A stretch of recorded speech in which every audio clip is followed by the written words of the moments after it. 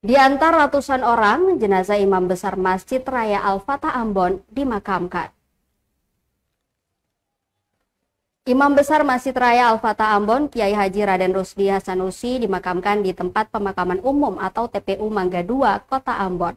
Pantauan tribunambon.com, mulanya jenazah almarhum disalatkan di Masjid Raya Al-Fatah Ambon sekitar pukul 13:40 waktu Indonesia Timur atau tepatnya setelah salat Jumat digelar.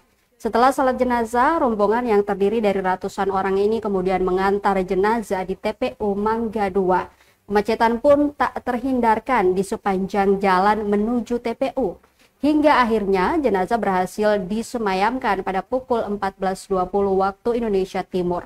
Diberitakan umat Islam di Maluku mendapat kabar duka. Imam Besar Masjid Raya Al-Fatah Ambon, Kiai Haji Raden Rusdi Hasanusi meninggal dunia Jumat 7 Maret 2025 dini hari. Kabar duka tersebut dibagikan oleh akun Instagram resmi Perkumpulan Remaja Masa Kini Masjid Raya Al-Fatah Ambon @prisma.alfatah.official. Kiai Haji Hasanusi meninggal dunia sekira pukul 1.35 waktu Indonesia Timur.